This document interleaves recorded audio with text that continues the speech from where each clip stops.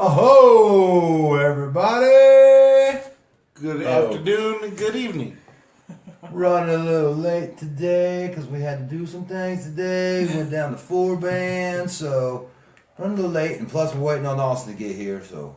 Nana Man is not here yet. Yeah. Nana Man has not entered the building yet. So we've got a couple of people starting to join us now. Hi, everyone who's online. We're Hello. just getting started.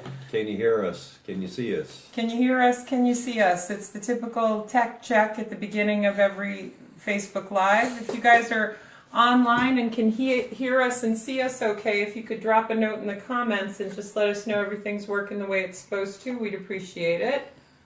Maybe they can't hear us. Anybody out there? Hello. Hello. If not, can Hello. you hear me? Who's that by? Does anybody know? That's Come Big on. Floyd. I wasn't asking you, Captain. Not a single comment. Figures. Oh, it's working. All right, Captain Tom's speaks here. up. Siri's here. They're letting us know that they can hear and see us. Thanks, up, guys. Tom? Much Hey, appreciated. guys. Oh, hi. Hi, everyone. Hi, everyone. How you Okay. doing? Can't wait to meet your bird. All right. So today we're doing the update a little bit earlier in the week because we've got Austin Red Dog joining us today. And he is actually on his way here in true res time form. He's a little bit late, and that's okay. So before we get started, for those of you who don't know the gang yet, why don't we start with just some introductions again? And Anthony, you want to go first this time? I'm Anthony Rhino. Most of y'all know me. For those of you that don't, you will, because we're doing really good things out here. So stay tuned, man. Thank you, Anthony. And Anthony, you were in Ochetti for quite some time, weren't you, before you came and joined us? Ochetti, we actually set up 7th Generation Camp, which was used for the refugees from Ochetti and Rosebud. Actually stood there through all the evictions with Sacred Stone, and then our camp, they hit the same day. We actually had a fallback position at the Wolf Den with the Wolf Necklace family, just right up the road on 24 from the pit stop. And we maintained a presence there until Delano's death, but the project and his vision lives on with the Buffalo Project, so That's Good. awesome. we're Thank still you, here. Anthony. And Colorado is home for you, right? Colorado is my home. Well, a big shout out to the folks in Colorado from Colorado, Anthony. man, I love you guys. Lamar, right? Thank you for letting Born us. and raised in Denver. Born and Moved raised to a in- small town. That's been my home for a last part of my life. Awesome. Well, thank you to Colorado for loaning you to us for this period of time. You've been out in the Dakotas for almost a year now, haven't you, Anthony? No, Or it's going on, 6 months, 7 months? 6 months, 7 months. Close enough through a year. Close Well, enough. I want to, before I move over for Chris to introduce himself, just thank Jim Smith from San Bernardino and everyone else who's online. A lot of you guys are sharing this video out, and we are so grateful that you're Thank sharing you. this out. Thank you, you. everyone. If you could all take a moment and just share out the video to your networks, we get some more people involved in what we're doing here. We'd be very grateful. So thank you all for all the help. And then I will move over to Commander-in-Chief to introduce himself. I like that he cringes and blushes every time I say that. You better get muscles. Check out these muscles right here. Hi, my name's Chris. I'm a 10-year Army Infantry veteran from Charlotte, North Carolina. Came out here with Veteran Stand for Standing Rock in December. Came back out here in February to help with the dismantling of the camps pre-eviction, and with our partners here in the Cheyenne River Sioux Tribe, we built the 4 bands camp that remains in Cannibal as an eviction proof. Awesome. Thank you, Chris. And Yay, he is good also job. the president of Veteran Service Corps, which he doesn't like to say because he's a little too humble for the job, but we make him do it anyway. Thank you, Chris. El You're Capitan! Ah. And we got this crazy guy in a metal hat here who's going to explain himself. No. I don't know what the metal hat's for. It's just a funny hat. Haha, get it? Funny hat? 10-gallon hat? Ah, funny. I'm Ross. I'm Funny, from the great state of Ohio. So what's up, Ohio people? Hopefully maybe my mom and son's watching. So Hey, Cody. what's up, Cody? Hey, What's up? Cody. Well, love you, buddy. I'll see you here soon. Hey, Ross from Sharon McKee. What's up, Yay, mama? Mama. Hey. Ross has a funny hat. Yeah, get it? Yes, he does. But other than that, just here doing good work with the Veterans Corps here. So please share the video out. Get people looking at it. At least this pretty face right here. Aww. Look at He's him. single, ladies. Mrs. McKee. And he's got big guns too, look. Show him these guns. Mrs. McKee, we are going to put a farmersonly.com profile together for Ross, so hopefully you'll have a daughter-in-law soon. No, no. I'm with him. No. Don't listen to her, Mom, please. And of course, last but not least, we have Miss Donnie with us again. Donnie's a little bit injured, so Miss D. I'm going to ask Donnie to explain her injuries this week as well, too. We have not been beating Donnie. Just for the record, we have not been, nobody has hurt Donnie. This is all self-inflicted. Yes, She self-inflicted. she was not fighting Chris for her food, allegedly. Yeah. That was not happening. No one really knows. No one was here. I'm Donnie, and I got a black eye by getting a huge blotch of paint in my eye, going over to the faucet to rinse the eyeball, and you can't see the faucet. There's paint in your eye. Now I have a black eye. Well, the paint's gone. There's a lot of hearts and love coming your way, Donnie, from the folks online watching. And Donnie's just joined us, and it's now been just over a week since It's she's been been exactly under 2 weeks. Exactly under 2 weeks. Exactly under 2 weeks. Yeah. So how are you liking it, Tanya, I so love far? it. It's the place to be. It's the thing to do. I came down in February for the first time during the eviction. Got back here as soon as I could. It's all I want to be doing. Awesome. Oh, And thank you, Donnie, do Donnie. you want to tell us about what you spent this past exact under 2 weeks doing? Painting, clearing lots, packing garbage, just whatever needs to be done.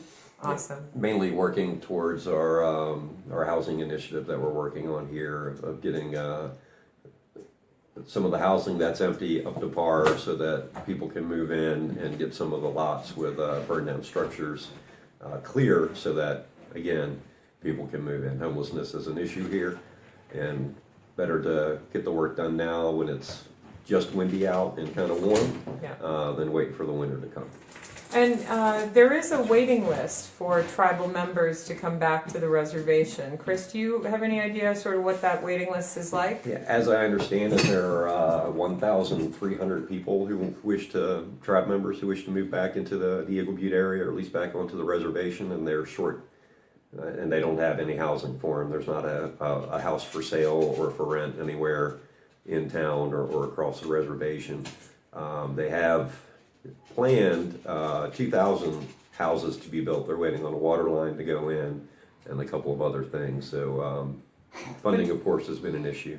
In the meantime, there are quite a few houses that have recently been asbestos abated or need refurbishment. There's apartment buildings and whatnot. So those are the houses that we're working on to get those back up to par so more people can come back prior to the water lines being completed and the new housing being built. And that is also a little bit of why we're clearing out the burned out trailer as well too. Can you guys explain what happens with the trailer sort of system here? It's a lot of a good chunk of town, the housing that's there are mobile homes, things of that nature. A lot of them are older. There's a tribal lot with a burned out structure that I met the former owner's daughter today when I was out finishing cutting the metal frame so we could take it to recycling. And it says it's been burned out for about a year, so they just haven't had the resources or the manpower to get that lot cleared so someone else can put a structure on it. So we got permission to take on that task, which we did. We got a bit more to do, but the hard lifting stuff has been done, and we got about another day there of clearing out the ash and some landscaping, and it'll be ready to move in. Now, Chris, when you say cutting up the frame, what do you mean by that? It would say 1/4-inch steel I-beam. It was a 4-bedroom trailer, so it was reinforced in the center, and without a plasma cutter. It means you go to the good old oxygen acetylene welding / cutting system, which we were able to get here at the co-op. Basically, it's like a hot knife. Burning down the house again is what we're doing. Cut the metal I-beams up into sections that 2 people can lift, take it out, get it recycled. Now, Chris, has anyone else been allowed to use the oxyacetylene cutter, or has that been something that you've kept to yourself? Be honest now, because you're on live Facebook. Regrettably, I've had to pass the torch, and I won't say anymore. But I finished it. I started it the other day, and I finished it today. So Jim Smith is asking, how do you cut it? Jim, actually, we have some video on our Facebook page of Chris hogging the oxyacetylene torch as he cuts through the metal beams. So I will happily repost that for you so you can take a look after we're done with the Facebook live feed. But I will say, oh, go ahead. Chris actually got to cut the first part and the last part, but the whole 70 feet in between. I know. But to his credit, he did do a good job. I'm proud of him. Thank you. Hey, guess who should show Hey, up? no, Guess man. who just showed up? Austin. Austin Red Dog, our special guest for the day. I'm going to get you on camera, Austin. That's the whole point. Say hi to the world. Hi. Whoops, knocking stuff over. Sorry about that. I'll just start that again. Hi, Austin. Welcome. Hello. Austin is beloved amongst our Veteran Service Corps group over here, mostly because he's always smiling and being friendly to us. But Austin is kind of a big deal, and I would ask you, Austin, to introduce yourself and tell us a little bit about what you do here in this community. My name is Austin Red Dog. Born and raised here in Cheyenne River Sioux Tribe, Eagle Butte, South Dakota. I've been working with the homeless shelter for over 3 years. As of this year, we started working with a grant that provides the therapeutic aspect of what gardening does for anybody that deals with plants, soil. Basically, we're trying to teach the residents and the community at least plant some sort of seed that we need to start growing our own food, and we need to start bringing back our traditional medicines. Yeah. And basically healing is a big part of it. Purpose and healing. Yeah, Yeah. a lot of healing. Awesome. And we've been lucky enough to sort of be hooked up with Austin since we got here. Ross and Sean, who's I think out tilling at the moment, have been working down at the homeless shelter, making life difficult for Austin. Biochar. In our biochar. They heard about biochar earlier this week, so we'll leave biochar alone. But some of the pictures you'll see on our webpage and some of the pictures we shared out this week are of the biodome and of the high tunnel that is going up at the homeless shelter that Austin is overseeing. So what are some of the things you guys are growing or planning on growing in the new gardens? We're hoping to grow a wide variety of vegetables and hopefully fruit, trees. Okay, let's start with the squashes. Everything that can grow in this region. Squashes, watermelon, cucumbers, peppers, all the varieties of peppers. Strawberries, we're going to try strawberries. Strawberries should do very well. Zucchini. My favorite. Beans. We hopefully want to try a Three Sisters garden somewhere around where we're growing. Let's see, what else do we have? Got the high tunnel, so gotta go up. The high tunnel. Yeah, the high tunnel. So our hopes are that we can grow year round. The natural growing season here is pretty short. It's isn't it? 120 days. Yeah. 120 days. So thinking about Memorial Day, around Memorial Day we'll transplant and directly sow what we need to sow: corn, Corn is gonna be a good one that we're gonna have going. What about any indigenous plants or fruits that might not still be common in the area? Is there anything along those lines? Yeah, there's a lot of them that we have to go out and look for, and we have to look far and wide to find them. Basically, we have to go on other people's properties to find them. But Yeah. like, it's like a singer's medicine. It's a flower, but they use it as like it's almost like effective as halls. Okay. Wild turnips are all over. I don't know if we're gonna try to transplant those because we could grow regular turnips, but red willow, what is that? Red dogwood. Dogwood's one, but Dogwood. like the red and white willow, isn't it? Is the healing aspect of it for you guys is almost like aspirin, right? Correct. Red willow we use to we smoke. We use it for ceremonial purposes, and it helps us in a lot of aspects for daily living. Yep. Being Lakota or living that way of life, but What about the buffalo berries? Another one too, isn't it? yeah, buffalo berries. Buffalo berries they are what do they call them? A superfood, untapped resource. They use them in wojapi pudding. They use them for different. I don't know. I guess it keeps you. Energy? No. Well, that as well, energy, but it keeps you regulated. Ah, okay. Yeah. Okay. Keeps that stomach moving. Yeah, you keeps know, that keeps you stomach. flushed out. Keeps you loose. All right. In case you've missed it. And you know what I wanted to ask Austin? One of my favorites that you guys are working with and that we're planting as well too is the choke cherry.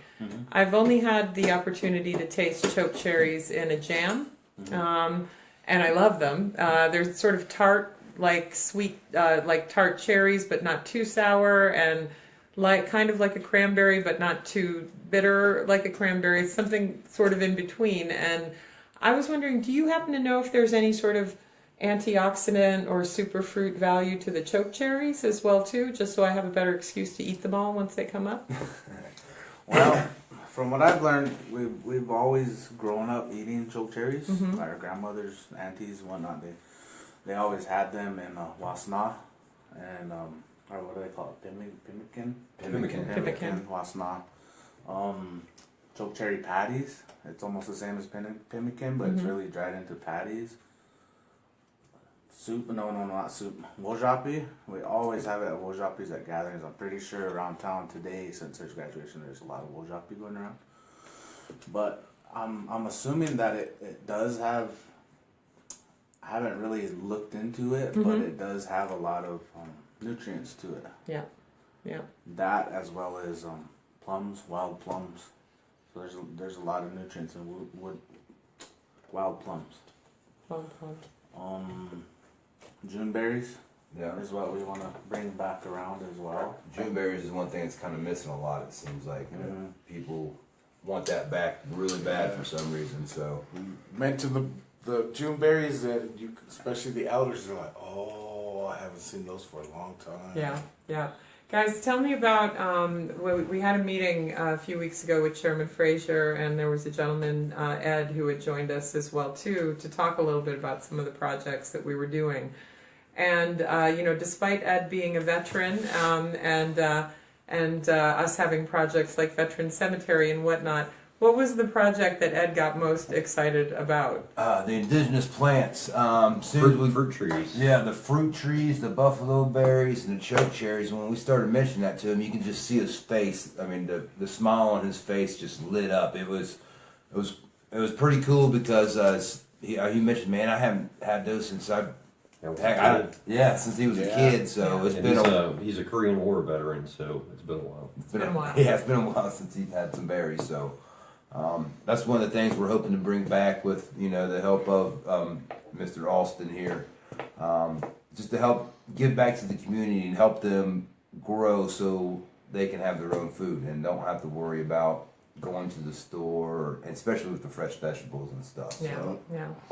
And one of the things we've found, especially as Donnie, I'm going to out you as a vegan online again, but you know, we have some folks who have different food choices, and it can be challenging to find, you know, an assortment of vegetables. I think the Lakota Mart, Thrifty Mart does a great job of trying to keep at least the basics there, but you know, it's hard to sometimes find. I know for me, I have to go to Pier to find eggplant and other brown things, eggs. and brown eggs, Yeah. and brown eggs, and other things that, you know, I'm used to having readily available in Los Angeles. And so, Austin, is that part of the reason you guys are taking on the garden, to offer a little bit more diversity to the fruits and vegetables as well? Yeah, we're hoping to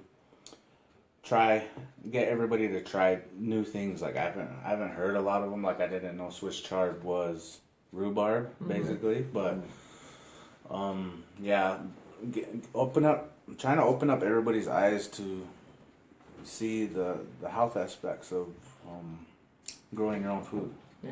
And how the work that's involved in it, and just from learning about soil and taking care of plants from seedling has brought a lot of more appreciation than I had before, which is what we're looking forward to provide. Yeah. And hopefully a lot of people in our community can pick that up as well, and learn to take care of Uchimaka better. Yeah. Do our best. And the mortality rate on the reservation is significantly, I don't know, low, high in terms of the average. The average life expectancy is 48 years old on the reservation, which is shocking, especially for me because I'm 46 and I can't imagine that in 2 years. But a lot of that could be potentially attributed to diet. Is that right? I would think so. I mean, you got to think back in the traditional ways, there was a lot of deer, a lot of buffalo, a lot of leaner meats, you know, and they ate a lot more vegetables and fruits. So, I mean, it's a good example of how steroids and other stuff get into your foods from the grocery store to keep them preserved. But yes, definitely back in the earlier days, everybody was a lot healthier. Yeah. Put it that way, just because the leaner meats and the foods were better for you, and actually grown at home, or like Austin said, picked out in the wild where you don't have pesticides and stuff like, and the big processing plants that if you ask me, contaminate the food and stuff. Ross, I believe Dave Andrews is giving you a hard time online, calling you Sergeant Schultz, saying you know nothing. You know nothing? You know nothing? You're in the Air Force. But you know nothing. But Tom's also piped up with food is the best medicine. Food really is impactful to our overall health and well-being. And the gardens like they're doing there they're not hard to maintain. They're easily accessible from all sides. And the variety you can grow. You can section them off, grow different type of stuff, and it's a fun project for the kids too. You know, to be able to go out there and pick a fresh piece of fruit or vegetable would be amazing for them. Yeah. And I've got an excellent question from a woman who obviously knows what she's talking about, Sharon McKee, asking, is there people that will take over some of the work that Veteran Service Corps is developing for harvesting and replanting next year, so the work that's being done now doesn't go by the wayside? Excellent question. Well, Mom, I'll pass it off to the Commander and President to answer that question, so fire away with what we plan on doing, Captain. Tell his mom, Captain. The intent here, is to get more community engagement, to get the veterans who are in this community, and there are a lot of them. What is it? 46% of the tribe has had federal service at some point. The idea is that we get the foundation laid down, get things in motion, and organize the tribal veterans to take over and stand up a chapter of Veteran Service Corps and continue going. Yeah. So yes, Mrs. It's all McKee, about empowerment. we will give your son back at some point, but just not quite yet because we love him too much. And without him, there's no fun here. Look at him. I know. Look at him. He's the fun Everybody's guy. so serious around this place. You know? Well, Dave is posting Ross for president now. No. He's a big fan. He's a big fan. So I want to, we're nearing sort of the half hour, so I want to just make sure the audience online, who is so awesome, thank you guys so much. Thank you. So many of you have shared this out and are asking questions. I want to, before we let Austin go back to his life and, you know, leave us for the afternoon, which makes me sad every time I hear it, but does anyone have any questions about either some of the planting work that's being done, some of the plants within the region, or what it's like to work with Sean and Ross? Because Austin is here for a tell-all. You can see it. You can see it. He's ready to tell all. Biting his lip. You got to tell them about the cherry tree orchard at the community garden. Cherry tree orchard. Yeah. Where Sean's at right now? Yeah. Yep. Yeah, supposedly. He's up there. That's where I found him. He's up there. Well, from what I've seen, they wanted to bring a lot of the trees back, the chokecherry trees, the plum trees. I think there's a total of, I'm throwing figures out there, 50 maybe? 50 trees, maybe 40. Yeah, right around there. Yeah. Close to. Yeah, and they actually were talking about doing a, I like the idea that's been said about planting, overplanting, so nobody has to hold their own crop for themselves, because there is a lot of people that like it and they want some too. But overplanting would be a good idea, especially with buckleberries, juneberries, and chiaka is a very big one because it does have its medicinal purposes. Wild tea, Yeah. wild peppermint tea. So I think that's a great idea. I think it'd be a good idea too, because plus a lot of that stuff too, you guys use in your own personal ceremonies too, correct? Is that right? So having that stuff around, to me, would serve a dual purpose for you guys. You know, it's you got enough to pass it on through the community, then you also have enough to pass it to the people who are wanting to get back into traditional ways and use it in their ceremony. So it's kind of a win-win if you overplan them. If that makes sense to you. I mean, everybody wins from it. It's just not somebody holding it back because it's their own. You overplant, you have enough to give to everybody. Like I said before, use for their food, even to use in their traditional ceremonies too. That the way they're not having to worry about holding back some food for themselves because they're hungry. They can actually use it for themselves and in their ceremonies to give them power back of sweetgrass. Yeah. Which doesn't grow here, or it's kind of hard to find around here. Sweetgrass. I have a question from Jim Armour. Jim goes way back with us to December, but he's asking, where are the seed stocks coming from? Do you need donations? And ancient squash seeds excavated in Canada in 2015. Are you looking for any sort of heritage or older seeds like that for some of the planting that you're doing? That'd be Austin. You're looking for heritage corn, right? Yeah. Or your tradition. Yeah. Well, I'll let you go ahead and explain your traditional corn. Any of the corns that we use for wasna, we could get the type that we have. We've obtained a big amount of corn that's been grown in our community for years that we use for wasna. But yeah, as far as donating seeds, that would be much appreciated. A lot of crop that would survive around here would be more feasible than anything. Yeah. Because we want stuff to grow healthy here, and any donation is Appreciate good. it. Thank you. Yeah. Awesome. Thank you, Jim, for the good question. And Tom is sending a shout out to Austin, thanking you for joining us today. Okay, so I'm not seeing any additional questions come in. I am going to do just a quick reminder for everyone. VeteranServiceCorps.org is where you can find out about all of the missions that we have within Op Eagle. We have, just to run through the 5 active plants and animals, indigenous plants and animals have been the primary topic for today.